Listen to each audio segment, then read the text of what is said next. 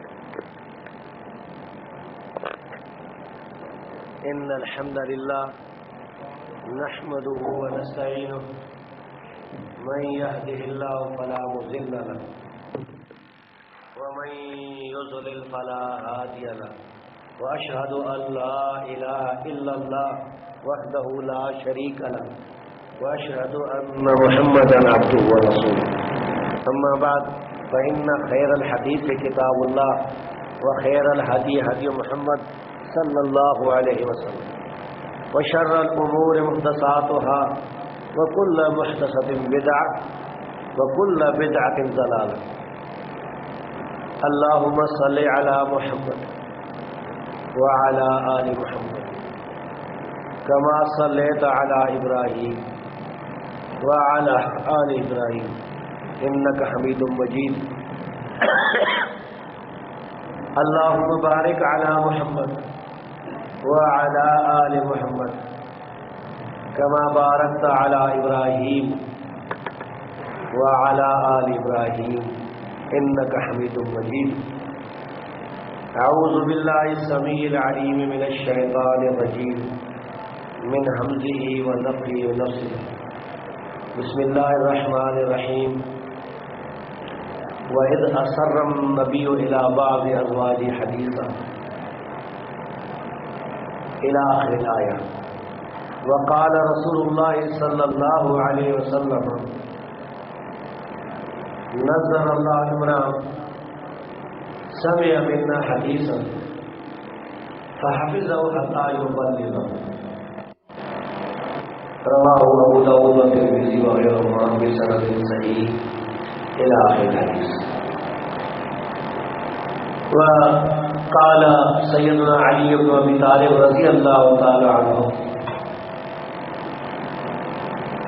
لم أكن لأداء سنة النبي صلى الله عليه وسلم لقول أحد. میرے محترم قاری صاحب، شیخ الحدیث صاحب، اساتذہ مدرسہ، طلباء مدرسہ اور صحیح العقیدہ بھائیوں، آج کا جو میرا یہاں بیان ہے، اگرچہ مجھے اس کا کوئی عنوان، کوئی موضوع نہیں دیا گیا، لیکن میں اپنے انداز میں مسلک اہل حدیث انشاءاللہ بیان کروں گا کہ مسلک اہل حدیث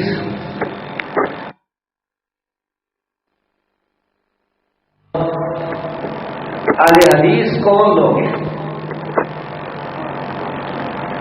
اس سلسلے میں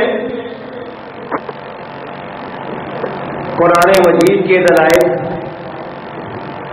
نبی کریم صلی اللہ علیہ وسلم کی احادیث، اجماع امت اور آثار سلف صالحین آپ کے سامنے انشاءاللہ بیان کروں گا، یا بعض لوگوں کے حوالے بطور الزام بھی بیان کروں گا جس کا ثبوت حدیث سے ملتا ہے۔ تو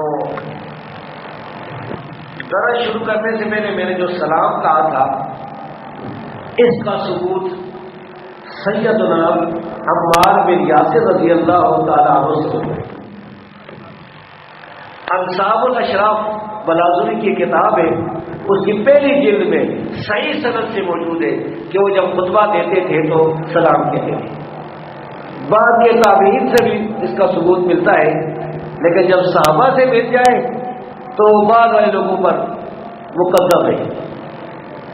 اسی طرح اگر حدیث میں واضح مل جائے تو پھر صحابہ کی بات پر وہ مقدم ہے۔ حدیثیں آئی اس بارے میں، سنن ابن ماجہ وغیرہ میرے خیال ضعیف ہے، تو میں وہی بات بیان کیا کرتا ہوں جو کہ صحیح ہو، سند ہو، اس کی پوری تحقیق کر کے۔ بعض اوقات ایک ایک روایت پر 3 دن بھی لگ جاتے ہیں تحقیق کے لیے۔ اس کے بعد قرآن مجید کی ایک آیت کا حصہ جو ہے میں نے آپ کے سامنے پڑھا ہے۔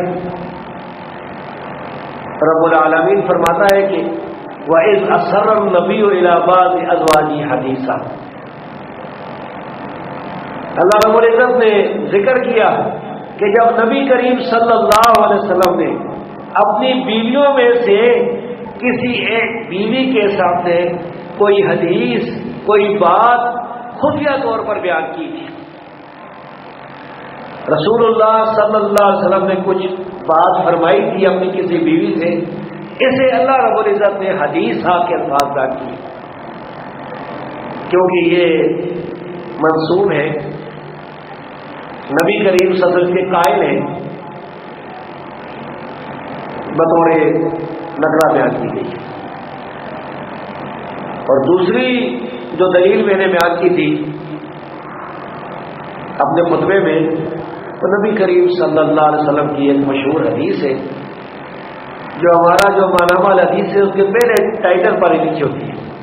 سنن نبی داؤد میں ہے، سنن ترمذی میں ہے، مسند احمد میں، بہت سی کتابوں میں ہے۔ رسول اللہ صلی اللہ علیہ وسلم نے فرمایا، نظر اللہ عمران، اللہ تبارک و تعالیٰ اس آدمی کے چہرے کو تر و تازہ رکھے۔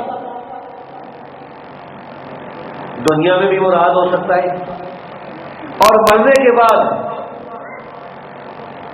جو ہمیشہ کی زندگی ہے، اور خاص طور پر میدان حشر میں اللہ رب العزت اس کے چہرے کو تر و تازہ رکھے۔ رسول اللہ صلی اللہ علیہ وسلم نے یہ دعا فرمائی کس کے لیے؟ نظر اللہ عمران سمع منا حدیثا، جو ہم میں سے کوئی حدیث سنتا ہے، جو کوئی حدیث رسول اللہ صلی اللہ علیہ وسلم سے سنتا ہے۔ منا کے الفاظ میں رسول اللہ صلی اللہ علیہ وسلم کی تعظیم بھی ہے، اور اس میں اشارہ بھی ہے کہ صرف رسول اللہ صلی اللہ علیہ وسلم سے حدیثیں نہیں سنی جائیں گی بلکہ بعد میں صحابہ کرام سے بھی سنی جائیں گی. یعنی اللہ کے رسول حدیثیں بیان کریں گے، آپ کوئی عمل کریں گے، آپ کوئی بیان فرمائیں گے، صحابہ کراموں سے یاد رکھیں گے، پھر صحابہ کرام اپنے شاگردوں کو بتائیں گے. تو یہ جماعت کا یہ سلسلہ یہ قیامت تک رہے گا. حدیثیں اس طرح سنی سنائی جاتی رہیں گی تو جمع کر دیا جماعت. فحافظہ، پھر اسے یاد رکھتا ہے، حتیٰ یبلغہ، حتیٰ کہ آگے پہنچا دے. لمبی حدیث ہے. میں نے جو استدلال کیا ہے وہ یہ ہے کہ قرآن کریم کی آیت اور اس حدیث سے یہ ثابت ہوا کہ رسول اللہ صلی اللہ علیہ وسلم کے فرمان کو حدیث کہا جاتا ہے. اگرچہ قرآن کریم بھی حدیث ہے، احسن الحدیث ہے، لیکن محدثین کی اصطلاح میں رسول اللہ صلی اللہ علیہ وسلم کا قول، آپ کا فعل اور آپ کا کسی بات کو مقرر کرنا جسے تقریر کہا جاتا ہے، یا چوتھی ایک قسم ہے صفت خلقیہ، نبی کریم صلی اللہ علیہ وسلم کا چہرہ مبارک، آپ کے ہاتھ، آپ کے پاؤں، یہ سب حدیث ہے. حدیث کی یہ چاروں قسم. تو یہ حدیث کا لفظ قرآن سے بھی ثابت ہے اور حدیث سے بھی ثابت ہے. نبی کریم صلی اللہ علیہ وسلم کی ایک مشہور حدیث ہے جسے امام حاکم نے مستدرک میں سیدنا عبداللہ بن عباس رضی اللہ تعالی عنہ کی سند سے بیان کیا. سند اس کی حسن لذات ہی ہے، عوام کے لیے سمجھے کہ صحیح سنوائے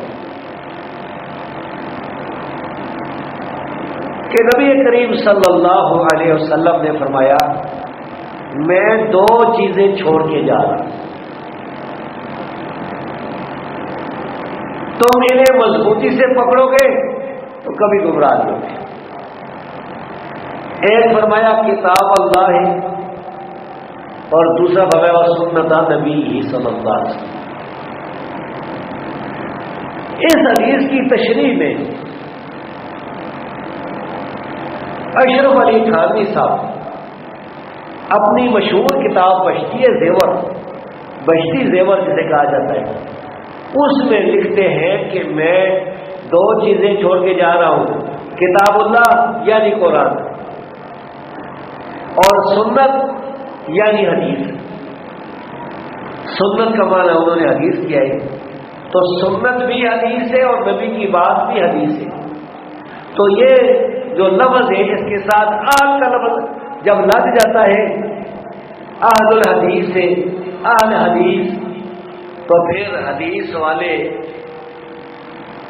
حدیث پر عمل کرنے والے، حدیث لکھنے لکھانے والے، پڑھنے پڑھانے والے، یہ سارے مراد ہیں. اللہ کے فضل و کرم سے اہل حدیث کے لیے یہ بہت بڑی فضیلت ہے کہ ان کا جو انتصاب ہے، صفاتی نام جو ہے، ان کا جو لقب ہے وہ اہل حدیث ہے. اور یہ ایسا پیارا لقب ہے کہ ڈائریکٹ نبی کریم صلی اللہ علیہ وسلم کی طرف منسوب ہے. لوگوں نے مختلف نام رکھے ہیں، کوئی کیا بنائے کوئی کیا بنائے، لیکن محدثین نے اہل حدیث کے لقب کو انتخاب کیا ہے. اور جیسا کہ میں نے آپ کو بتا دیا کہ سنت یعنی حدیث، اس سے یہ ثابت ہوا کہ اہل حدیث اہل سنت ایک ہی چیز کے دو نام.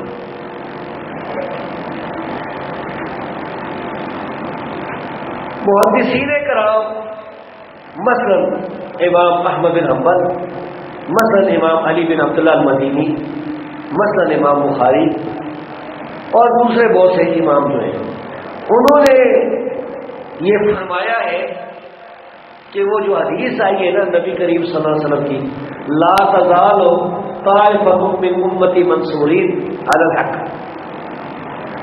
لا یضر من خذلهم حتی یاتی امر اللہ یا حتی تقوم الساعہ. سنن ابن ماجہ میں روایت ہے، صحیح میں بھی ہے، لیکن یہ جو الفاظ میں نے پڑھے سنن ابن ماجہ. فرمایا کہ میری امت کا ایک گروہ ہمیشہ حق پر رہے گا،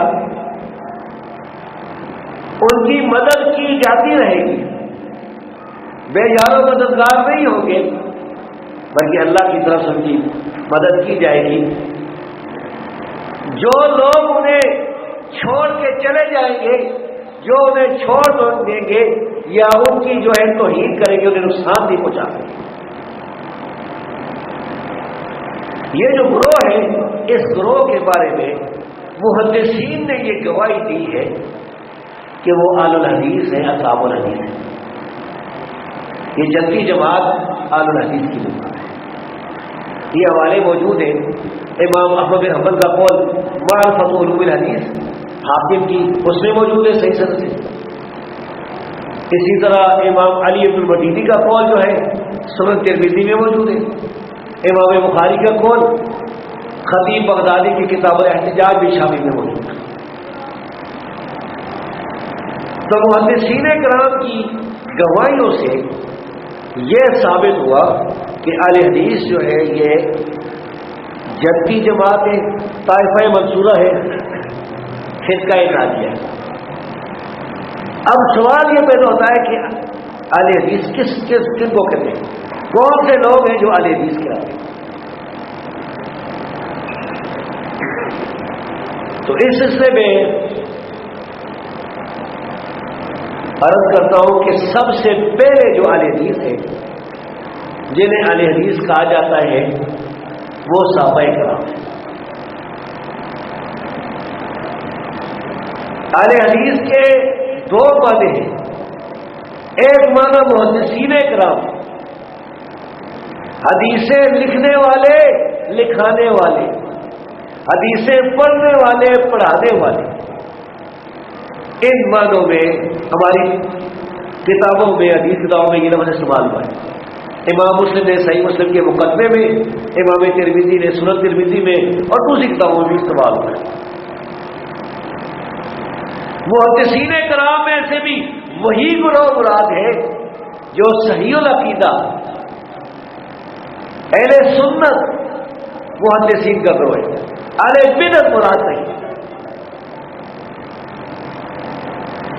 اس کی بھی کئی دلیلیں ہیں۔ مثال کے طور پر امام حاکم نے معرفت علوم الحدیث میں امام بخاری اور امام مسلم کے استاد احمد بن سنان الواسطی رحمۃ اللہ علیہ، جو کہ بڑے ثقہ امام تھے، صحیح بخاری مسلم کے راوی ہیں، ان سے صحیح سند کے ساتھ نقل کیا ہے۔ فرماتے ہیں لیسا فی دنیا مبتدع الا وجود سؤال الحدیث، دنیا میں کوئی بھی ایسا بدعتی نہیں جو اہل حدیث سے بغض نہیں رکھتا۔ اور پھر آگے فرماتے ہیں کہ جب آدمی بدعتی ہو جاتا ہے تو حدیث کی مٹھاس اس کے دل سے نکل جاتی ہے۔ اب اگر محدثین سے مراد بدعتی محدثین بھی ہوں، بدعت والے بھی حدیثیں بیان کرنے والے لوگ ہوں، تو پھر یہ کس طرح بنا کہ کوئی بھی بدعتی جو ہے وہ ہے ہی نہیں جو اہل حدیث سے بغض نہیں رہتا؟ تو اس سے ثابت ہوا کہ اہل حدیث صحیح العقیدہ محدثین کی جماعت کو کہا جاتا ہے۔ اور یہ ہمارے مخالفین بھی مانتے ہیں کہ محدثین اہل حدیث ہیں۔ ہمارے یہاں حضروں میں بھی، آپ کے ہاں ڈیرہ غازی خان میں بھی، ہر جگہ کہتے ہوں گے کہ یہ لوگ جو ہیں یہ اہل حدیث نہیں ہیں، اہل حدیث تو محدثین ہیں، یہ تو غیر مقلدین ہیں۔ یہ ہمارے بڑے بڑے نام رکھے ہوئے ہیں۔ حافظ ابن قیم نے اپنے قصیدہ دنیا میں ایسے لوگوں کا رد بھی کیا ہے۔ وہ کہتے ہیں کہ یا مبغضت آل الحدیث و شاطمہ ابغض بعقد ولایت الشیطانی، اے اہل حدیث سے بغض رکھنے والے شخص اور گالیاں دینے والے شخص، تجھے خوشخبری ہو، مذاق کے طور پر اس کا مذاق ہے کہ تجھے خوشخبری ہو کہ تو شیطان کا دوست بن گیا، شیطان کے ساتھ تیری جو ہے وہ یاری بن گئی، تعلق بن گیا۔ پھر کہا کہ تم نے جو ان لوگوں کی القاب رکھے ہوئے، برے برے القاب، جنہیں تم برا سمجھتے وہ ان سے بری ہے. تو صحیح العقیدہ محدثین یہ اہل حدیث کا ایک معنی ہے. دوسرا معنی ہے کہ حدیث پر عمل کرنے والے لوگ. شیخ الاسلام ابن تیمیہ نے اپنی فتاوی میں غالباً چوتھی جلد میں یہ مسئلہ بیان کیا ہے. وہ فرماتے ہیں کہ حدیث پڑھنے پڑھانے والے لکھنے لکھانے والے بھی بہت اہل حدیث ہیں اور حدیث پر عمل کرنے والے بھی اہل حدیث ہیں. اور ان سے پہلے امام احمد بن حنبل فرماتے ہیں کہ صاحب الحدیث عندنا من یستعمل الحدیث. دوبارہ سن لیں, صاحب الحدیث عندنا من یستعمل الحدیث. صاحب حدیث یعنی اہل حدیث ہمارے نزدیک وہ شخص ہے جو حدیث پر عمل کرتا ہے. یہ ان کا قول صحیح سند کے ساتھ خطیب بغدادی کی کتاب الجامع فی آداب راوی فی اخلاق راوی و آداب سامع اس میں موجود ہے. ابن الجوزی کی مناقب اور امام احمد میں موجود ہے. سمانی کی ادب الاستملاء والاستملاء میں موجود ہے. یہ سارے ہمارے وہاں. تو میں عرض کر رہا تھا کہ اہل حدیث کا جو پہلا گروہ ہے وہ صحابہ کرام ہے. صحابہ کرام نے نبی کریم صلی اللہ علیہ وسلم کی حدیثیں سنی بھی تھی, آپ کو لکھا بھی تھا اور یاد رکھا, آگے پھر پڑھائی بھی. حدیث کے مدرسے جاری کیے. سیدنا ابو ہریرہ رضی اللہ تعالیٰ عنہ کا جو مدرسہ ہے نا, یہ دیکھیں نا یہاں پر اللہ کے فضل و کرم سے قاری عبدالرحیم کریم حفظہ اللہ نے مدرسہ چلایا اور تھوڑے سالوں کی محنت کے بعد اللہ رب العزت نے اسے ایک عظیم الشان علمی درسگاہ بنا دی. اور یہاں سے سینکڑوں لوگ جو ہے وہ علم حاصل کر کے رخصت ہوئی ہے اپنے اپنے علاقوں میں. یہ چراغ جل وہ بڑے بڑے جو ہے وہ سورج بن گئے ہوں گے انشاءاللہ. تو سیدنا ابو ہریرہ رضی اللہ تعالیٰ نے مدرسہ چلایا تھا. امام ابو احمد الحاکم کہتے ہیں کہ 800 کے قریب سیدنا ابو ہریرہ رضی اللہ تعالیٰ کے شاگردوں نے حدیثیں بیان کی. ان کے جو شاگرد تھے, جن شاگردوں نے آگے جا کے مدرسے چلائے حدیثیں بیان کی, وہ 800 شاگرد. تو صحابہ کرام یہ پہلی اہل حدیث جماعت ہے. اور یہ صرف میں اپنی طرف سے نہیں کہتا, غیر اہل حدیث علماء نے بھی اصرار کر رکھی. ایک کتاب ہے جس کا نام ہے رسالہ اجتہاد و تقلید. لکھنے والے ہیں محمد ادریس کاغذی صاحب, لاہور میں گزرے. انہوں نے لکھا ہے کہ صحابہ کرام جو ہے وہ اہل حدیث تھے. یہ غالباً 48 صفحے پر یہ بات موجود ہے. اسی طرح میرے پاس ایک کتاب ہے جس کا نام ہے حقیقت الفقہ. یہ کتاب غالباً انوار الحسن شیخ کوٹی کی کتاب ہے. ایک تو اہل حدیث کی کتاب ہے نا حقیقت الفقہ, وہ نہیں, یہ دیوبندیوں کی کتاب ہے. حاجی امداد اللہ کے خلیفہ تھے, انہوں نے کتاب کی. اور اس کتاب میں لکھا ہوا ہے کہ کل صحابہ اہل حدیث تھے. تو یہ اہل حدیث کے لیے خوشخبری ہے, خوشی کی بات ہے کہ بھائی ہمارا جو سلسلہ ہے, ہماری جو جماعت ہے, یہ صحابہ کرام کے طور پہ آ رہی ہے, کیونکہ سارے صحابہ کرام اہل حدیث تھے. حدیث بیان کرنے کے لحاظ سے بھی اور حدیث پر عمل کرنے کے لحاظ سے. صحابہ کرام حدیث پر ایسی محبت اور ایمان سے عمل کرتے تھے کہ ذرا بھی ان کے جو یعنی شک نہیں ہوتا تھا, کسی قسم کا تصور نہیں ہوتا تھا. رسول اللہ صلی اللہ علیہ وسلم کی حدیث آ جائے اور پھر اس کی مخالفت کرے, یہ نہیں ہو سکتا.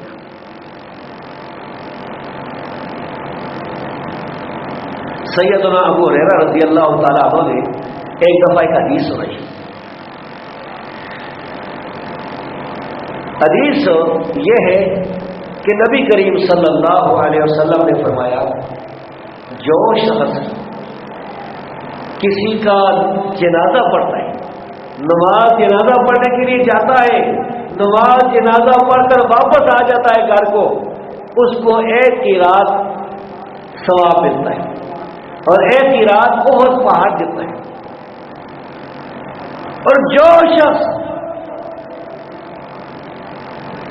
جنازہ پڑھنے کے بعد قبرستان تک جاتا ہے، ادھر میت کو دفن کیا جاتا ہے، میت کو قبر میں رکھا جاتا ہے، پھر اوپر مٹی ڈالی جاتی ہے، وہ ادھر ٹھہرا رہتا ہے، میت کے دفن ہونے کے بعد واپس آتا ہے، اسے 2 قرات کا ثواب ہوتا ہے۔ یہ حدیث امیر المومنین فی الحدیث سیدنا ابو ہریرہ رضی اللہ تعالیٰ عنہ نے بیان کیا۔ یہ حدیث عبداللہ بن عمر رضی اللہ تعالیٰ عنہ انہیں معلوم نہیں تھی، انہوں نے نہیں سنی تھی۔ اس سے یہ بھی ثابت ہوتا ہے کہ بھائی کوئی بڑے سے بڑا عالم بھی ہو نا تو ضروری نہیں ہوتا کہ ساری دلیلیں اس کو معلوم ہو، ساری حدیثیں اسے یاد ہو، یہ نہیں ہو سکتا۔ ممکن ہے کوئی بات سنی نہ ہو، پڑھی نہ ہو، ممکن ہے کہ اس کو یاد نہ رہی ہو، بعض انسان کو بات بھول بھی جاتی ہے۔ تو عبداللہ بن عمر رضی اللہ تعالیٰ عنہ نے اعتراض کیا کہ بھائی کیا کہہ رہے ہو؟ گویا کہ دوسرے لفظوں میں مطالبہ کیا کہ کوئی اور بھی گواہ پیش کرو،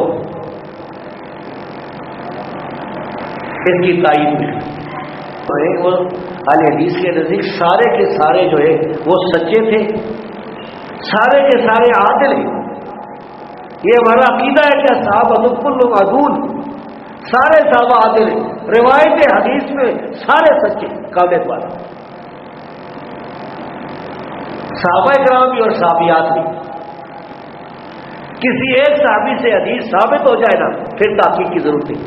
ہاں صحابہ کرام نے آپس میں جو تحقیقیں کی ہیں وہ مستثنا ہے، وہ جانے وہ رب کے دربار میں پہنچ چکے ہیں۔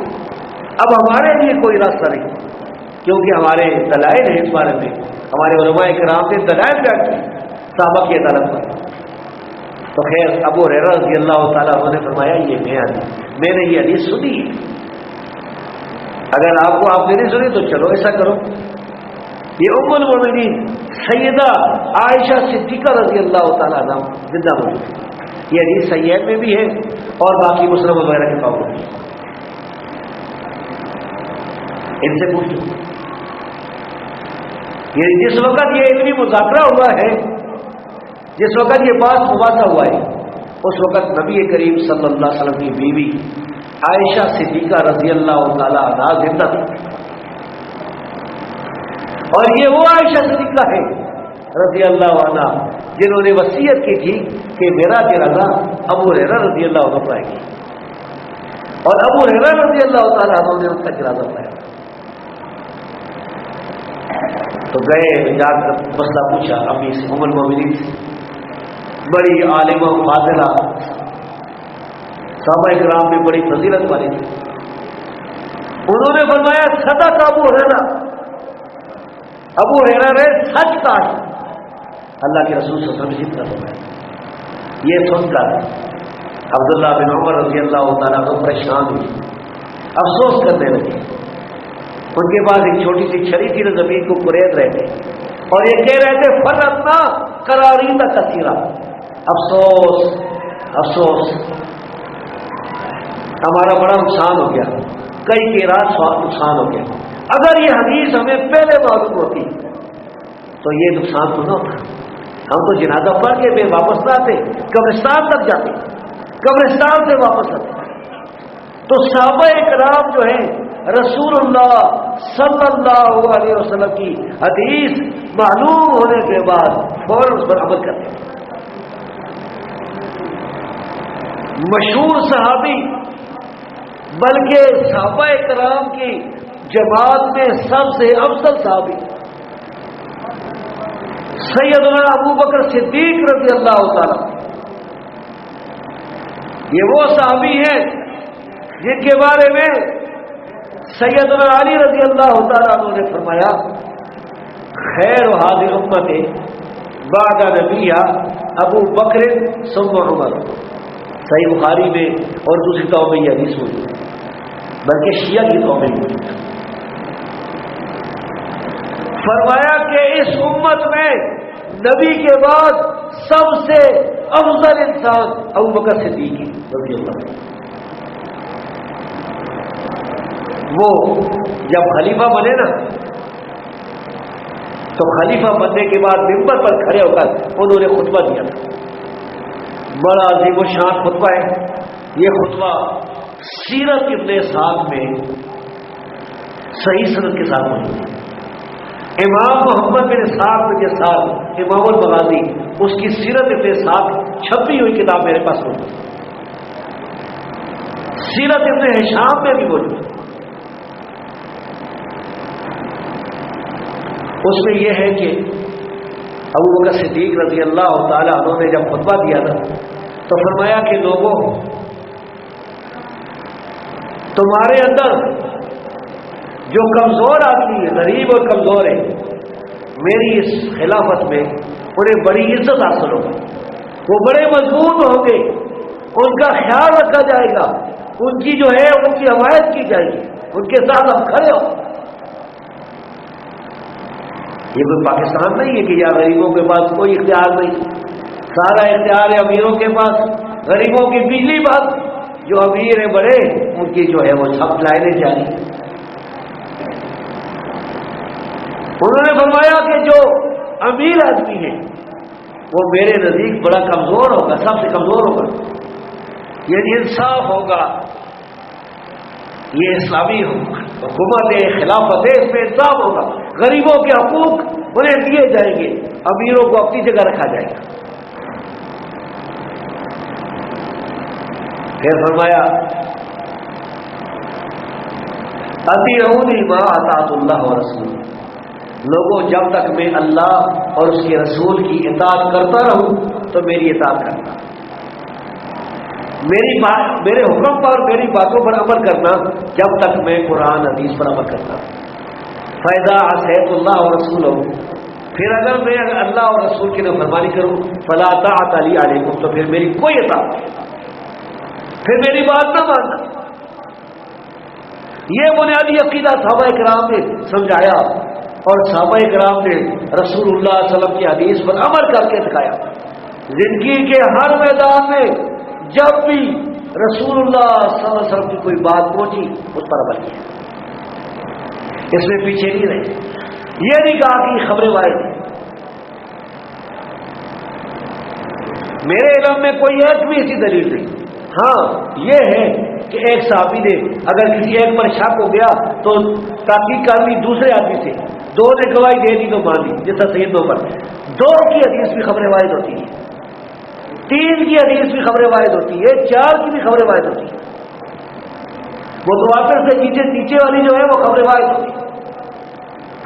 صحابہ کرام میں سے کسی نے بھی نہیں کہا تھا کہ یہ خبریں وارد ہے، یہ ہم نہیں مانتے، عقیدے میں نہیں مانتے۔ آپ نے سنا ہوگا کہ ایک دفعہ مسجد قباء کے علاقے میں مسجد القبلتین جو ہے ادھر صحابہ کرام نماز پڑھ رہے تھے، صحیح بخاری اور صحیح مسلم کی حدیث، صحابہ کرام نماز پڑھ رہے تھے اور ان کا جو رخ تھا نماز پڑھ رہے تھے بیت المقدس کی طرف۔ بیت المقدس پہلا قبلہ ہے جو اس وقت یہودیوں کے قبضے میں ہے، یہ فلسطین میں ہے، اسے یہودی زبان میں یروشلم کہتے ہیں، ہمارے ہاں غلط العوام میں بیت المقدس کہا جاتا ہے، یہ صحیح نہیں لفظ، یہ بیت المقدس لفظ ہے۔ تو بیت المقدس کی طرف قبلہ اولیٰ کی طرف نماز پڑھ رہے ہیں، اور وہ ایسی جگہ ہے مدینہ کہ بیت المقدس شام کی طرف ہے تو مدینہ جو ہے جنوب کی طرف ہے، مکہ جنوب کی طرف، اپوزٹ ہے، بالکل مخالف۔ ہم یہاں پاکستان میں تو ہمارے بیت المقدس بھی مغرب میں ہے اور مکہ بھی مغرب میں ہے، اس میں الٹ ہے، یعنی اس طرف سمجھے کہ بیت اللہ ہے، اس طرف بیت المقدس ہے، اس طرف بیت اللہ ہے۔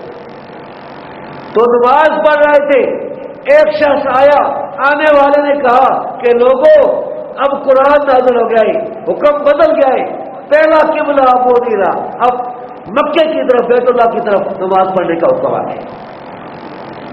تو کسی صحابی نے بھی نہیں کہا کہ یہ خبر واحد ہے، یہ ضروری ہے، ہم نہیں مانیں گے، نماز نہیں، حالت نماز نہیں، انہوں نے رخ پھیر دیا۔ وہ مشہد القبلتین اب بھی موجود ہے، جو حاجی ہیں انہیں پتہ ہوگا، حج کے لیے جو جاتے ہیں مکے، پھر وہ مدینے بھی جاتے ہیں، مدینے جا کے دیکھا ہوگا انہوں نے مدینہ طیبہ میں، تو ثابت ہوا کہ صحابہ کرام جو ہیں اور نبی کریم صلی اللہ علیہ وسلم کی حدیث پر عمل کرتے اور یقین رکھتے تھے۔ صحابہ کے بعد تابعین بھی اس طرح کرتے۔ سنن نبی داؤد اور مسند احمد میں صحیح روایت موجود ہے، سیدنا عثمان بن عفان رضی اللہ تعالیٰ عنہ کے بیٹے ابان بن عثمان یہ حدیث بیان کرتے ہیں۔ وہ فرماتے تھے کہ میں نے اپنے ابا سے سنا ہے، یعنی سیدنا عثمان رضی اللہ تعالیٰ سنا ہے کہ رسول اللہ صلی اللہ علیہ وسلم نے فرمایا کہ جو شخص صبح کو اور شام کو یہ الفاظ 3 دفعہ پڑھے، کون سے الفاظ ہیں؟ بسم اللہ الذی لا یضر مع اسمہ شیء فی الارض ولا فی السماء وهو السمیع العلیم۔ بسم اللہ الذی لا یضر مع اسمہ شیء فی الارض ولا فی السماء وهو السمیع العلیم۔ تو فرمایا کہ اسے پھر کوئی مصیبت نہیں پہنچی۔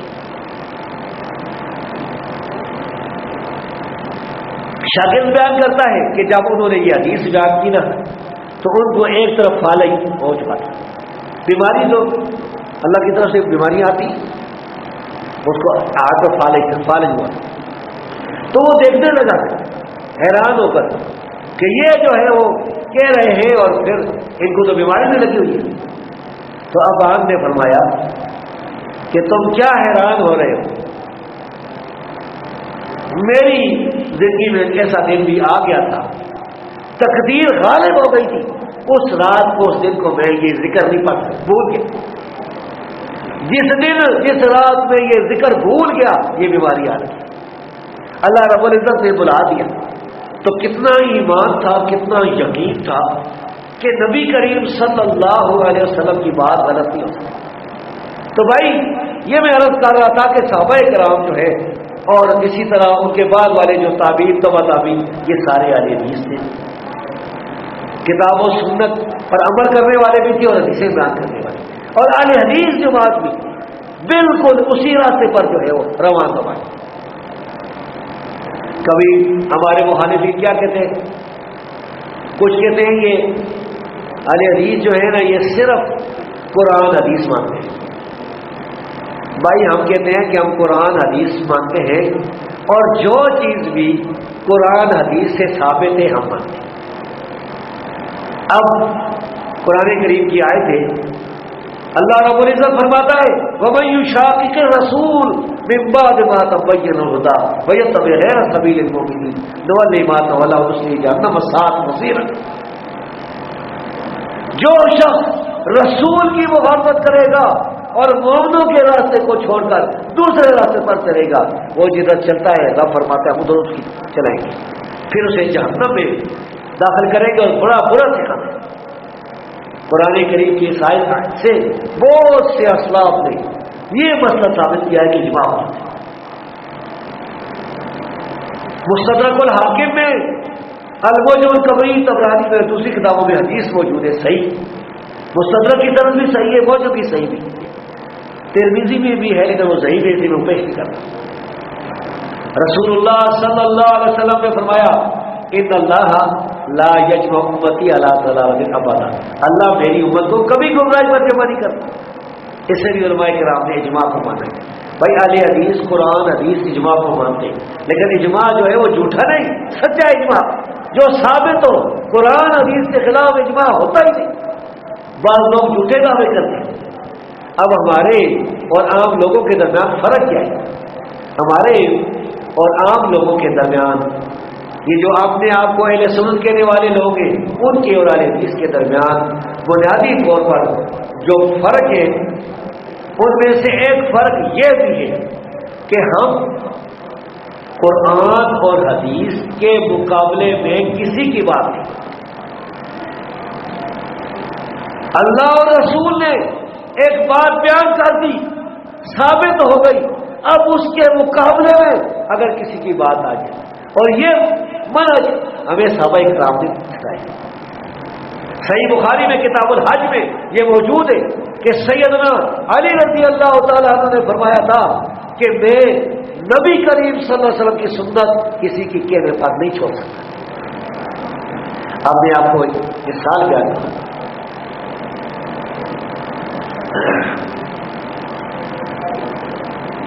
ایک مشہور حدیث ہے صحیح مسلم کی، رسول اللہ صلی اللہ علیہ وسلم نے فرمایا اذا اقیمت الصلاۃ فلا صلاۃ الا المکتوبہ، فرض نماز کی جب اقامت ہو جائے تو فرض نماز کے علاوہ دوسری نماز نہیں ہوتی۔ صحیح مسلم کی مشہور حدیث، اس حدیث کی روح سے اور دوسری بہت سی حدیثیں، ان حدیث کی روشنی میں اہل حدیث کا یہ مسئلہ ہے محدثین کا کہ جب امام فرض نماز پڑھانا شروع کر دے تو پیچھے مقتدیوں کو نہ تو سنتے پڑھنی چاہیے نہ کوئی تب پڑھنا چاہیے۔ اب صبح کی نماز بھی ہوتی ہے، صبح کیا کرنا چاہیے؟ صبح کے بارے میں بھی یہی بات ہے کہ بھائی یہ حدیث چونکہ عام ہے اور صبح کے بارے میں خاص حدیثیں بھی موجود ہیں۔ نبی کریم صلی اللہ علیہ وسلم نے ایک آدمی کو سے کہا تھا اتصلی اربعا، کیا تو صبح کے 4 فرض پڑھتا ہے؟ صحیح ابن خزیمہ میں ایک روایت ہے کہ رسول اللہ صلی اللہ علیہ وسلم نے مسجد میں یعنی نفل نماز پڑھنے سے منع کر دیا جب فرض نماز کی خبر صبح کے بارے میں۔ ہمارے علاقے میں اوسا یہاں بھی جو لوگ ہیں، کچھ دیوبندی ہیں کچھ بریلوی ہیں، اپنے آپ کو دونوں حنفی کے تھے، میں یہ 3 گروپ بنایا کرتا ہوں کہ 3 گروہ علیحدہ رہتے ہیں۔ ان میں سے اکثریت عوام کی یہ ہے کہ وہ سنتے پڑھتے رہتے ہیں چاہے امام نماز فرض پڑھا رہے۔ اب اہل حدیث کے لیے مسئلہ ہے کہ اگر یہ سنتے رہ جائیں کہ ایک آدمی آیا وضو کر کے اور امام نماز پڑھا رہا ہے، اس نے حدیث پر عمل کیا، اللہ اکبر کہہ کے نماز میں شامل ہو گیا۔ اب جب امام نے سلام پھیرا، اس نے سلام پھیرا، اس کی 2 سنتیں رہ گئی تھی، اس کے بارے میں کیا مسئلہ ہے؟ اس کے بارے میں پھر ہم حدیث بیان کرتے ہیں۔ صحیح ابن خزیمہ، صحیح ابن حبان، مستدرک الحاکم، سنن دارقطنی، سنن بیہقی، ان کتابوں میں حدیث موجود ہے۔ اسد بن موسیٰ فرماتے ہیں حدثنا یحییٰ بن سعید عن ابیہ عن جدہ، پھر آگے بیان کرتے ہیں۔ یہ جو اس کے حدیث کے راوی ہیں نا صحابی، ان کا نام ہے قیس بن قات، قیس بن عمر۔ اس روایت کی سند صحیح ہے، متصل ہے، اسے 4 اماموں نے صحیح قرار دیا۔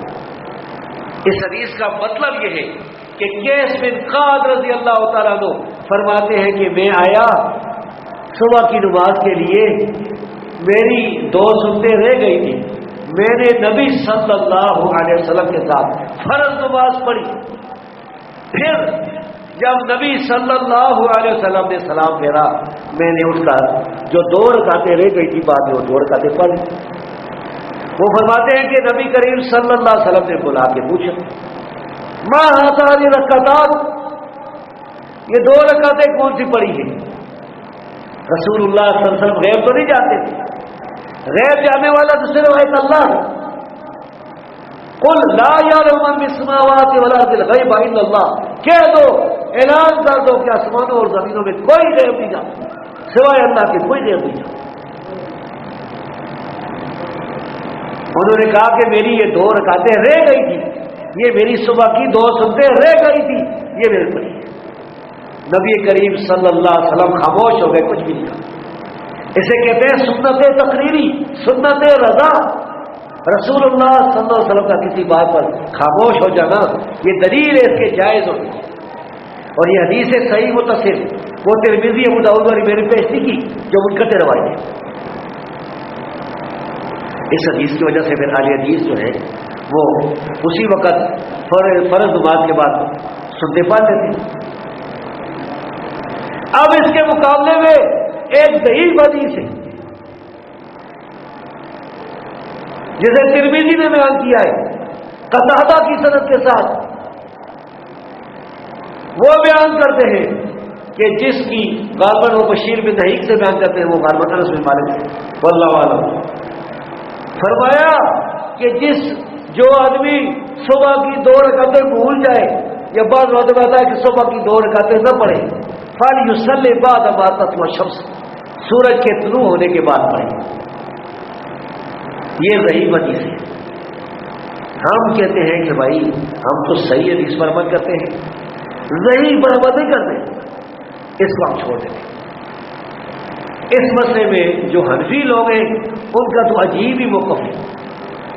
ہدایہ میں لکھا ہوا ہے کہ امام ابو حنیفہ وہ فرماتے تھے کہ جس کی صبح کی سنتے رہ جائیں، جس شخص کی صبح کی سنتے رہ جائیں، وہ نہ تو سورج کے طلوع ہونے سے پہلے پڑے گا اور نہ طلوع ہونے کے بعد پڑے گا۔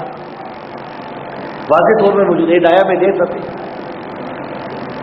کہ ایک آدمی کی صبح کی سنتے رہ گئی، اب وہ اس وقت بھی نہیں پڑھ سکتا سورج کے طلوع ہونے کے بعد۔ یہ امام صاحب کا ایسا فتویٰ ہے، یہ اگر ان سے ثابت ہے تو یہ ایسا فتویٰ ہے جس کو نہ تو حنفی مانتے ہیں اور نہ حدیث۔ ہم کہتے ہیں ہمارے پاس تو حدیث موجود ہے، ہم تو حدیث پر عمل کریں گے۔ آج کل کے علماء جو ان کا ضعیف حدیث پر حنفی علماء، تو بھائی اہل حدیث کا ایک بنیادی فرق یہ ہے کہ ہم صحیح حدیث مانتے ہیں، ضعیف نہیں مانتے، اور دوسری بات یہ ہے کہ ہم صحیح حدیث کے مقابلے میں کسی کی بات نہیں مانتے، چاہے کوئی بھی۔ ٹھیک ہے ہم کسی کی توہین نہیں کرتے، بڑے سے بڑا کوئی امام ہے غلطی لگ سکتی۔ ایک دوسری مثال بتاؤں گا، نبی کریم صلی اللہ علیہ وسلم سے یہ بات ثابت ہے کہ آپ 2 سجدوں کے درمیان دعا پڑھتے ہیں۔ جب نمازی نماز پڑھتا ہے نا، ایک سجدہ کرتا ہے اللہ اکبر سبحان ربی الاعلی سبحان ربی الاعلی سبحان ربی الاعلی، دوسری دعا پڑھتا ہے، پھر کہتا ہے اللہ اکبر، پھر کہتا ہے رسول اللہ صلی اللہ علیہ وسلم رب اغفر لی دعا پڑھتے ہیں۔ ایک اور دعا بھی ہے جس میں حبیب بن ابی ثابت مدلس ہے، اس میں یہ بھی الفاظ ہے کہ آپ 2 سجدوں کے درمیان اللہم اغفر لی ورحمنی واہدنی وعافنی وارزقنی پڑھتے ہیں۔ اور یہ دعا صحیح مسلم میں مطلقاً نماز کے اندر ثابت ہے، تو وہ اس کا شاہد ہے۔ پھر امام مقبول تابعی سے بھی یہ ثابت ہے، تو ہم کہتے ہیں دونوں طرح ٹھیک ہے۔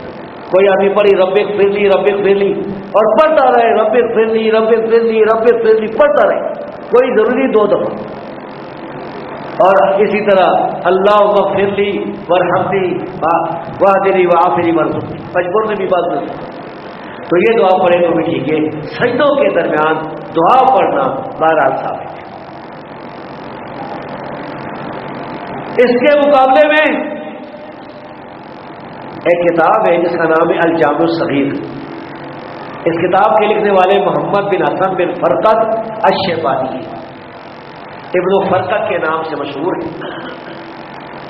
حنفیوں کی جو 6 کتابیں ہیں نا ظاہر اور روایت والی، کہ میری باتیں عام طالب علموں کو سمجھ آئیں کہ عوامی تو ہے نہیں، اور ضرورت بھی نہیں ہوتی ایسی باتوں کی عوامی۔ اس میں لکھا ہے کہ امام ابو حنیفہ فرماتے ہیں کہ یسقط بین السجدتین، 2 سجدوں کے درمیان کوئی دعا نہیں پڑے گا، خاموش رہے گا۔ نیچے عبدالحی لکھنوی صاحب ایک مولوی تھے، انہوں نے حاشیے میں لکھا ہے، اور غالباً اس حاشیے کا نام ہے اندام الکبیر۔ وہ کہتے ہیں کہ اس مسئلے میں امام ابو حنیفہ نے صحیح حدیثوں کی مخالفت کی، آثار کی مخالفت کی۔ تو ہم یہ کہتے ہیں کہ بھائی اگر یہ بات امام ابو حنیفہ سے ثابت ہے تو ہم نہیں مانتے۔ یہ ہمارا جرم ہے، اہل حدیث کا یہ جرم ہے کہ ہم نبی صلی اللہ علیہ وسلم کی حدیث کے مقابلے میں پھر کسی کی بات نہیں مانتے، چاہے کہنے والا کوئی بھی ہو، کسی کی توہین نہیں کرتے، تمام صحابہ کرام سے پیار محبت کرتے ہیں، تمام صحابہ کرام جو ہے وہ ان سے عقیدت رکھتے ہیں، کسی کی توہین نہیں کرتے، کسی کی توہین نہیں کرتے۔ تمام صحیح العقیدہ سکہ تابعین تبع تابعین پھر ان کے جو شاگرد ہیں ان سے محبت کرتے ہیں۔ رسول اللہ صلی اللہ علیہ وسلم کی مشہور حدیث ہے، آپ نے فرمایا خیر الناس قرنی، خیر الناس قرنی ثم الذین یلونہم ثم الذین یلونہم، سب سے بہترین میرا زمانہ ہے۔ یہ مشہور ہے ہمارے یہاں خیر القرون قرنی نہیں، خیر الناس قرنی، پھر وہ جو اس کے قریب زمانہ ہے، پھر وہ جو اس کے قریب زمانہ ہے۔ مصنف ابن ابی شیبہ میں، صحیح ابن حبان میں یہ اضافہ بھی ہے ثم الذین یلونہم، 4 زمانے، خیر الناس قرنی صحابہ کا زمانہ، ثم الذین یلونہم تابعین، مثلا صحابہ کرام میں سلمہ بن اکوع، پھر تابعین میں یزید ابن ابی عبید، ثم الذین یلونہم مکی بن ابراہیم تبع تابعین، ثم الذین یلونہم امام بخاری۔ یہ ہمارے جو محدثین ہیں امام بخاری اور دوسرے محدثین، یہ ان 4 زمانوں میں سے ایک زمانے میں آتے ہیں جن کے بارے میں رسول اللہ صلی اللہ علیہ وسلم نے یہ بیان فرمایا تھا کہ سب سے بہترین یہ زمانہ ہے۔ تو یہ خیر القرون کے ہمارے اسلاف، ان سے ہم محبت کرتے ہیں، ان سے عقیدت کسی کی گستاخی نہیں کرتے، لیکن رسول اللہ صلی اللہ علیہ وسلم کی حدیث اس کے مطابق کس کی بات ہے۔ اہل حدیث تقلید نہیں کرتے تو بھائی تقلید کرنے سے تو صحابہ نے منع کیا۔ امام بیٹی کی اسم الکبریٰ جلد نمبر 2 صفحہ 10 پر یہ حوالہ موجود ہے صحیح سند کے ساتھ۔ سیدنا عبداللہ بن مسعود رضی اللہ تعالیٰ عنہ نے فرمایا تھا لا تقلدوا دینکم الرجال، اپنے دین میں لوگوں کی تقلید نہ کرنا، لا تقلدوا، صحیح سند ہے امام بیٹی کی اسم الکبریٰ حدیث کی کتاب میں موجود۔ ایک اور صحابی تھے بڑے عظیم شان والے، سیدنا معاذ بن جبل رضی اللہ تعالیٰ، بڑے ہی سارے صحابہ وہ آسمان کے ستارے ہیں۔ صحیح مسلم میں صحابہ کرام کو ستاروں کے ساتھ تشبیہ دی گئی کہ جس طرح ستارے آسمان کا امن ہے، جب ستارے بے نور ہو جائیں گے تو قیامت آ جائے گی، اس طرح میرے صحابہ ہیں، صحابہ جائیں گے تو گمراہی آ جائے گی۔ سیدنا معاذ بن جبل رضی اللہ تعالیٰ عنہ کا جو ارشاد تقلید کے خلاف میں آپ کے سامنے بیان کرنے والا ہوں، یہ امام وقی کی کتاب الزہد میں موجود ہے، امام ابو داؤد کی کتاب الزہد میں موجود ہے، امام ابن عبد البر کی کتاب الجامع میں موجود ہے، ابن حزم الظاہری کی کتاب الاحکام میں موجود ہے، دارقطنی کی کتاب العلم میں موجود ہے، اور اسی طرح ابن رجب حنبلی نے الوقوف علی الموقوف میں اسے لکھا ہے، اسے دارقطنی نے ابن قیم نے صحیح بھی قرار دیا۔ کیا فرمایا؟ کیسے سنہری الفاظ ہیں، فرماتے ہیں اما العالم فإن اهتدى فلا تقلدوا دینکم، لوگوں اگر عالم سیدھے راستے پر بھی جا رہا، ہدایت پر بھی ہو، تو اپنے دین میں اس کی تقلید نہ کرنا۔ تو اہل حدیث نے سوچے سے تقلید نہیں کرتے، ہمیں صحابہ کرام نے مدد کیا۔ ظاہر ہے کہ صحابہ کے مقابلے میں تو ہم کسی کی بات نہیں مانتے، صحابہ نے منع کیا، تابعین نے منع کیا۔ اتباع کتاب و سنت کا جو ہے حکم دیتے رہے، اور اپنی دلائل کے ساتھ جب مسئلہ پیدا کوئی ہوتا تھا صحابہ کرام دلیل بیان کرتے۔ صحیح بخاری بھی بس یہ مختصر میں بات بیان کر کے پھر سوال جواب بھی ہو گئے۔ قاری صاحب ہے کہ نہیں؟ یہ سوال جواب کا پروگرام ہے کہ نہیں ہے؟ مجھے پتہ نہیں، قاری صاحب کو پتہ ہوگا. اچھا اچھا اچھا. تو صحابہ یعنی کرام کے جو آثار ہیں وہ میں بیان کر رہا تھا کہ دلیل کو بیان کرتے ہیں. صحیح بخاری کی حدیث سیدنا عبداللہ بن عمر رضی اللہ تعالی عنہ،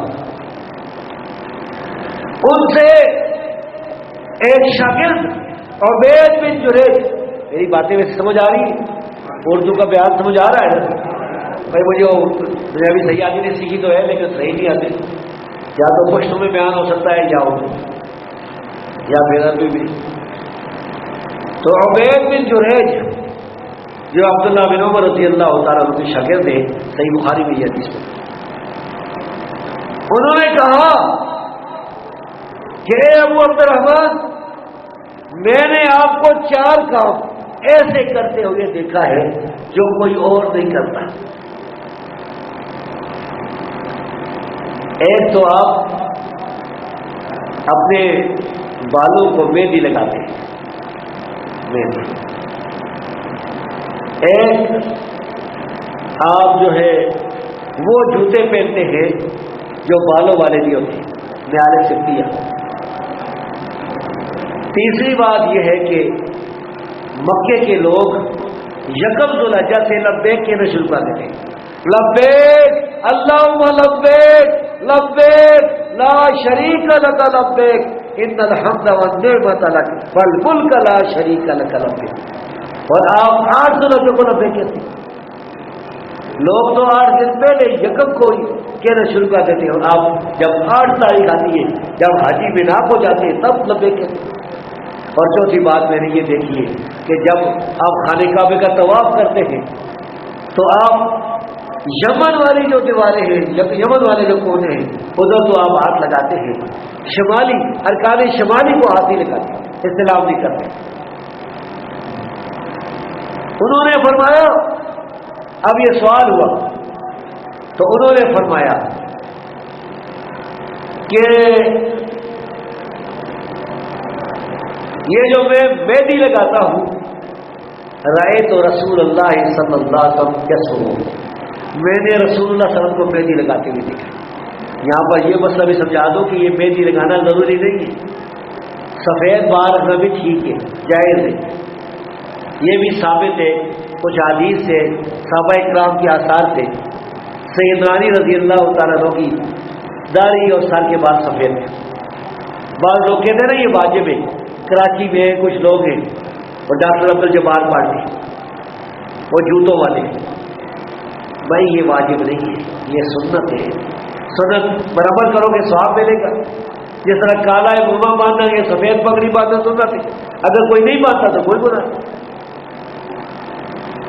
انہوں نے کہا کہ یہ جو میں بغیر بالوں والے جوتے پہنتا ہوں، رائے تو رسول اللہ صلی اللہ علیہ وسلم یلبسن اعلی سبتیہ، رسول اللہ صلی اللہ علیہ وسلم یہ بغیر بالوں والے جوتے پہنتے. فرمایا کہ میں جو 8 ذوالحجہ کو لبیک کہنا، تلبیہ کہنا شروع کرتا ہوں تو میں نے رسول اللہ صلی اللہ علیہ وسلم کو دیکھا آپ 8 ذوالحجہ کو تلبیہ کہہ رہے تھے. پھر فرمایا کہ یہ جو میں رکن یمانی کو ہاتھ لگاتا ہوں، میں نے رسول اللہ صلی اللہ علیہ وسلم کو دیکھا ہے رکن یمانی کو ہاتھ لگاتا. 4 انہوں نے سوال کیے، چاروں سالوں کے جواب 4 حدیثوں سے دیے. تو یہ ہے اہل حدیث کی بات. بھائیو، اللہ کے فضل و کرم سے اہل حدیث کی جماعت اہل حق کی جماعت ہے، طائفہ منصورہ ہے. کتاب و سنت کو مضبوطی سے تھام لو، اور کتاب و سنت سے جو چیز ثابت ہے اسے مضبوطی سے تھام لو، انشاءاللہ کبھی گمراہ نہیں.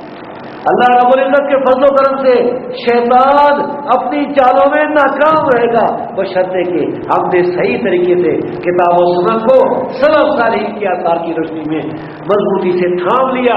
یہ چند باتیں میں نے آپ کے سامنے رکھی ہیں.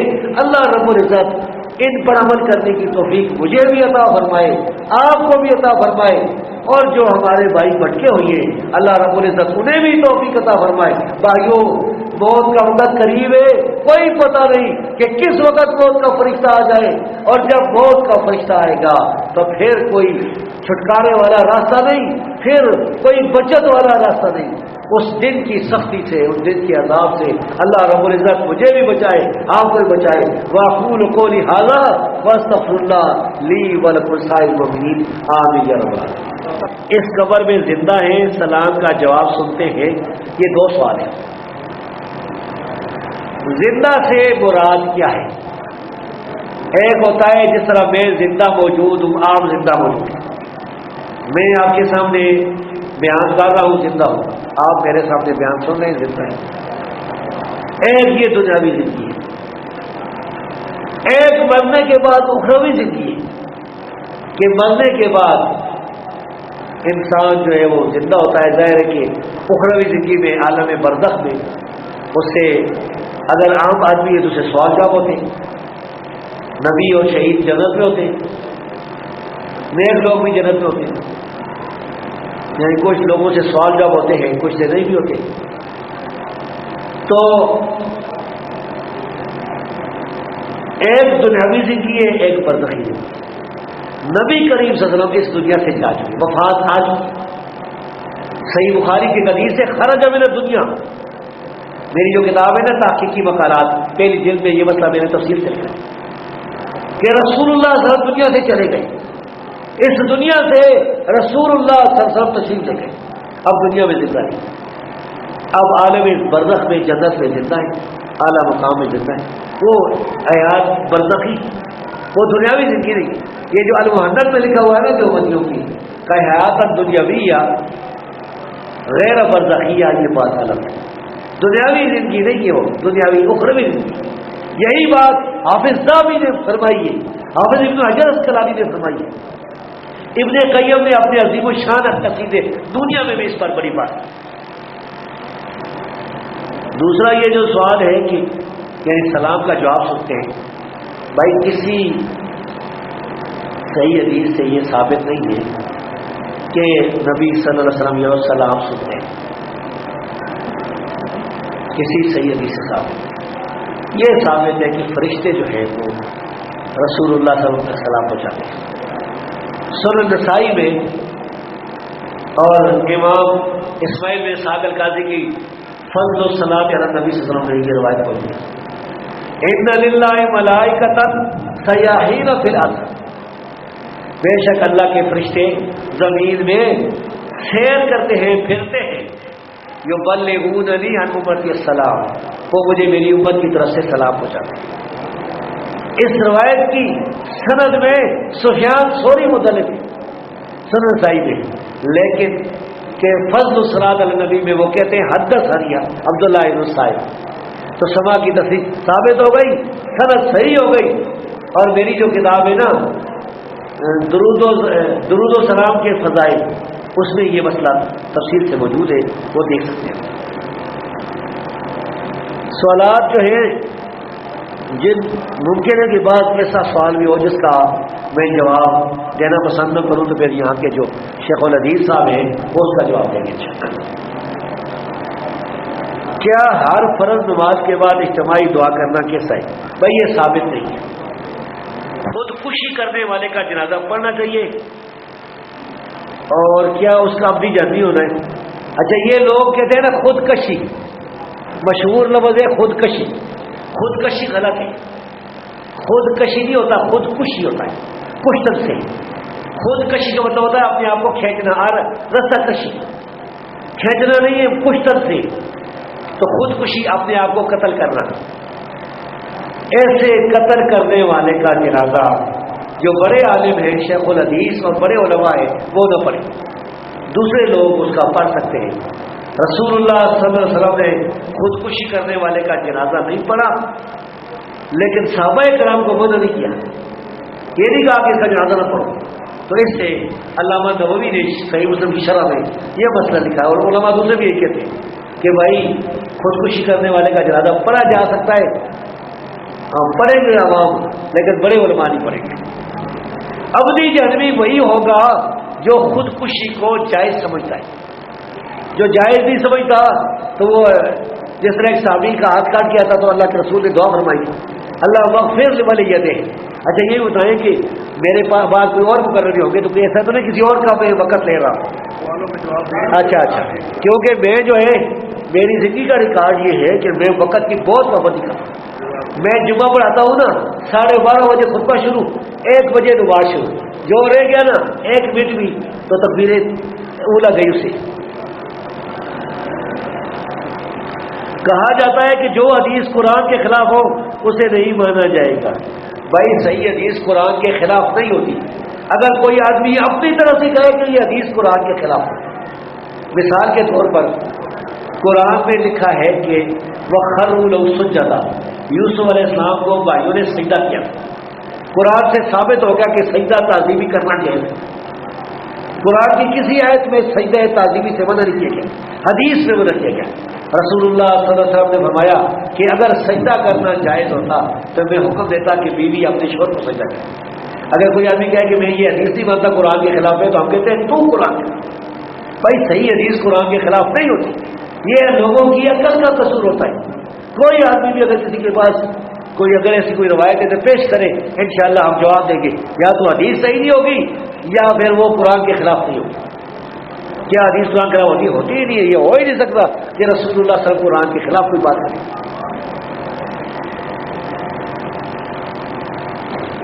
یہ ایک سوال آیا ہے جہاد کے بارے میں، اس کا تفصیلی جواب تو میں کوئی نہیں دوں گا۔ میری کتاب ہے جس کا نام ہے فضائل جہاد، وہ منگوا لیں، مکتبہ اسلامی چھپی۔ سورہ الانعام سجدہ الانعام سجدہ میں آتا ہے الف سنۃ ما تعدون، اور سورۃ المعارج میں آتا ہے کہ ترج ملائکہ وروح الیہ فی یوم کان مقدارہ 50,000 سنہ۔ ان دونوں آیتوں کا جواب ہے۔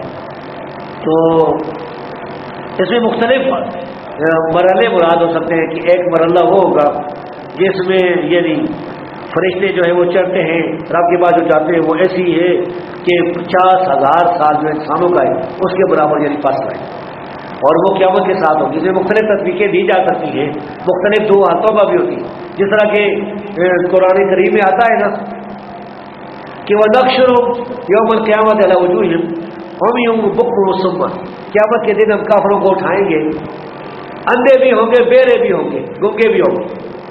آتا ہے نا سمو بکم، یعنی اس طرح کی اور بھی آیات ہیں۔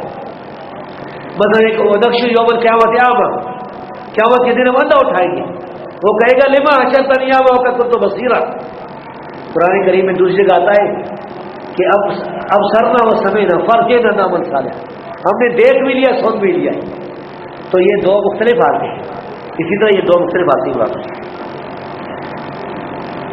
کیا شریف میں جائز ہے کہ نہیں قرآن اور سنت سے دلیل ہے؟ بھائی کیا جائز ہے؟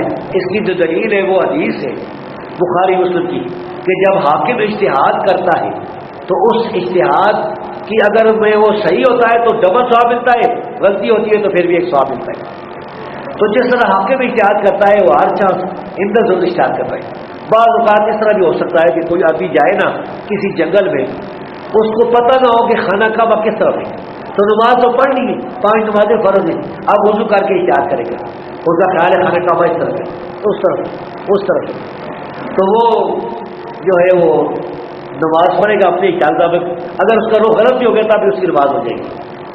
میرے ساتھ اس طرح ہوا ایک دفعہ کہ میں جب لاہور میں آیا نا دارالسلام، تو دارالسلام نیچے تازہ دارالسلام شروع ہوا تھا، تو وہ اس طرح چکر ہے نا سیڑھیوں سے چڑھ کر علامہ سعد علیہ ذہی رحمۃ اللہ علیہ، اللہ اس کی قبر کو دور سے بھر دے، خود کی جو لائبریری تھی نا اس کی چائے مجھے دے دی، تو نیچے سے پھیر کے چکرا کے جب اوپر جاتا تھا تو دوسری طرف نماز پڑھی۔ میرا شاگرد آ گیا، اس نے کہا یہ کدھر نماز پڑھ رہے ہیں؟ یہ نفل پڑھ رہا تھا۔ میں نے کہا یہ، اس نے کہا نہیں شروع نیچے فرق ہے۔ تو اس طرح انسان سے اس میں بھی اجتہاد ہوتا ہے۔ تو یہ بہرحال اجتہاد کی قسم کیا سے آثار سلف صالحین سے استدلال ہے۔ معاذ بن جبل رضی اللہ عنہ والی روایت جو ہے وہ تو ہے ہی ضعیف، وہ ہم پیش نہیں کرتے۔ بھائی ضعیف حدیث ہم پیش کریں تو پھر ہم میں اور دوسرے لوگوں میں فرق کیا ہے جو ضعیف حدیثیں پیش کر رہے ہیں؟ یہ جو سوال ہے جس کی وجہ سے میں نے کہا تھا اس کا جواب جو ہے وہ شیخ العزیز صاحب دیں گے۔ یہاں پر شیخ العزیز صاحب کون ہے؟ شیخ العزیز یہ ہے، یہ دیں گے طلاق کا ہر مسئلہ ان کے حوالے سے۔ سمجھ گیا ہوں کہ جیسے سوال بھیجا ہے، بے نمازی مسلمان ہے یا کافر؟ اگر کوئی شخص جان بوجھ کر نماز نہیں پڑھتا تو اس کا کیا حکم ہے ہمارے مسئلے؟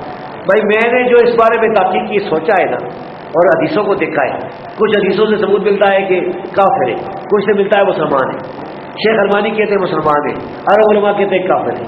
میں جو جس نتیجے پہنچا ہوں، اور میرا خیال ہے کہ میرے استاد حافظ عبد المنان نور پوری رحمۃ اللہ علیہ وہ بھی اسی نتیجے پر پہنچے تھے کہ اگر تو یہ میرے خیال میں یاد ہی صحیح بات ہوتی ہے، لیکن میری یہی تحقیق ہے کہ اگر مطلقاً نماز نہیں پڑھتا تارک الصلاۃ ہے تو وہ کافر ہے، جو پڑھتا ہی نہیں، نہ جمعہ نہ کوئی پڑھتا، جو کبھی پڑھتا ہے کبھی نہیں پڑھتا، یہ فاسق فاجر ہے، بہت بڑا مجرم ہے، بہت بڑا گنہگار ہے۔ اللہ اور رسول دونوں کے لیے ایک ضمیر واحد استعمال کرنا جائز ہے کہ نہیں؟ قرآن و حدیث۔ خطبے میں تو جائز نہیں ہے، جس میں وہ تھا نا کہ وَمَن سے ماں، جس میں وَمَن سے ماں کے جو الفاظ ہیں اللہ کے رسول نے فرمایا تھا بے صفحہ کی بندہ، وہ تو جائز نہیں۔ ویسے تقریر میں دعا اس طرح وَلَا تَوَلَّوْا عَنْهُ وَأَنْتُمْ تَسْمَعُونَ جس طرح واحد کا صیغہ استعمال کیا گیا ہے، یا ایھا الذین آمنوا اطیعوا اللہ ورسولہ ولا تولوا عنہ وانتم تسمعون، تو اس لحاظ سے جائز بھی ہے۔ تمہیں دیکھا جائے گا کہ یہ کہنا کیا چاہتا ہے، سیاق و سباق کے مطابق بات ہے۔ یہ کچھ گروہوں کے بارے میں پوچھا گیا ہے، یہ مجھ سے بہت سوال ہوتا ہے کہ فلاں لوگوں کے پیچھے نماز ہو جاتی کہ نہیں، اس بارے میں بھی میری ایک کتاب چھپی ہوئی ہے، بدعتی کے پیچھے نماز کا حکم، تو وہ پڑھ سکتے ہیں۔ کیا مشرک امام کی اقتداء کی جا سکتی ہے، اس کے پیچھے نماز ہو سکتی ہے؟ ہرگز نہیں، مشرک کافر کے پیچھے نماز نہیں ہوتی بالکل۔ نبی کریم صلی اللہ علیہ وسلم نے تو اس آدمی کو بھی امامت سے ہٹا دیا تھا جو خانے کا بھی کی جسے تھوکا تھا، ابو داؤد کی صحیح روایت ہوتی۔ تو یہ اس بارے میں وہ میری کتاب اب چھپ چکی ہے اللہ کے فضل کرم سے، وہ کہہ سکتے ہیں۔ اچھا یہ بھی ایک مسئلہ یاد رکھے کہ بعض اوقات مجھ سے لوگ مسئلے پوچھتے ہیں نا، تو میں مسئلے کا جواب دیتا ہوں تو اس کو وہ پسند نہیں ہوتا، بعض اوقات اہل حدیث میں بھی اختلاف ہو جاتا ہے نا، تو پریشان ہونے کی بات نہیں ہے، اگر پسند نہیں ہوتا تو کسی اور عالم سے کوئی لڑائی جھگڑا نہیں کر رہتی ہے بعض اوقات۔ اس سلسلے کا یہ مسئلہ بھی ہے، ایک چیز نقد 10,000 کی ہے، اس چیز کی کو ادھار 15,000 میں بیچ سکتے ہیں کسی، یعنی یہ مسئلہ ہے کہ ایک چیز نقد ملتی ہے 10,000 روپے کی، اور اگر اسی سے وہ ادھار دیتے تو 15,000 کی دیتا ہے۔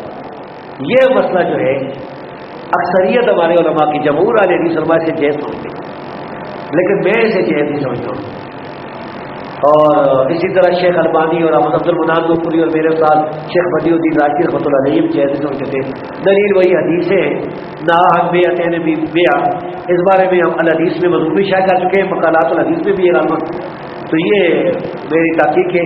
دوسرے کچھ بڑے علماء جو اس کو جائز سمجھتے ہیں، جیسا شیخ عبدالعزیز بن باز، شیخ عبد السمین وغیرہ، انہیں جائز سمجھتے ہیں۔ جنازہ میں مذکر مؤنث کی ضمیریں تبدیل کی جائیں گی؟ ہو سکتی ہے، کیونکہ تابعین نے یہ فرمایا کہ جنازہ میں کوئی دعا موقت نہیں، شریعت نے کوئی خاص دعا مقرر نہیں کی، تو یہ بھی آپ کہہ سکتے ہیں کہ مثلا اللہ مغفر لہو جب پڑھیں گے تو اگر عورت کا جنازہ ہے نا تو اس کی جگہ لہا پڑھنے بہتر ہے، اگر اللہ مغفر لہو پڑھیں گے تو پھر مراد ہوگا لحاظ المیت، یہ اللہ اس میت کو بخشے۔ تو ٹھیک ہے، یہ احتیاطی مسئلہ ہے، کیونکہ اس میں کوئی دعا موقت نہیں، تو اس کے مطابق یہ ضمیریں بدلنا جائز ہے۔ یہ آپ بھائیوں کے سوالات ہیں اور میرے جوابات دیے ہیں، اگر تو یہ جوابات صحیح تھے نا تو اللہ رب العزت مجھے اس کا اجر عطا فرمائے، آپ کو بھی، اور اگر اس میں کوئی غلط ہے تو اللہ خطا معاف فرمائے، اللہ اپنی ناراضی سے بچائے۔ وَأَقُولُ قَوْلِي هَٰذَا وَأَسْتَغْفِرُ اللَّهَ لِي وَلِسَائِرِ الْمُسْلِمِينَ۔